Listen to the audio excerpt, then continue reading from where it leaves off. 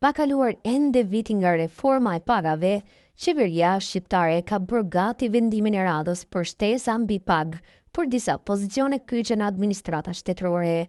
Këshilli i Ministrave ka miratuar disa shtesa dhe ndryshime në vendimin që rregullon strukturën e pagave, nivelet e pagave dhe shtesat e tjera mbi pagë për zëvendësministrat, funksionarët e kabineteve, prefektët, nënprefektët, në punësit civil dhe në punësit të disa institucioneve të administratës publike.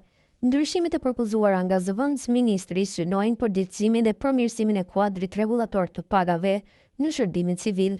Vendimi i ri përfshin ndryshime specifike si zëvendësimi i tabelave që janë pjesë përbërëse e vendimit fillestar, zëvendësohet me një lidhje të re me të njëjtin numër dhe emërtim, që bashkëlidhet vendimin e fundit. Kjo do të thotë se strukturat e pagave dhe kategorizimet e institucioneve apo pozicioneve mund të jenë shtesat mbi pagë.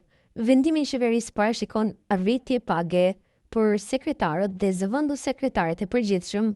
Vendoset një shtesë mujore prej 65.000 lekësh për nënpunësit në pozicionet sekretari përgjithshëm dhe zëvendës sekretari përgjithshëm.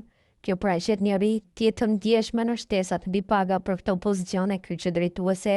Po ashtu, në vendimin e ri, bëhet edhe një saktësim i pozicionit koordinator, është ndryshuar edhe një nëndarje për të përcaktuar qartë pozicionin e koordinatorit brenda njësive të menaxhimit, pra sekretarit të përgjithshëm dhe zëvendës sekretarit të përgjithshëm.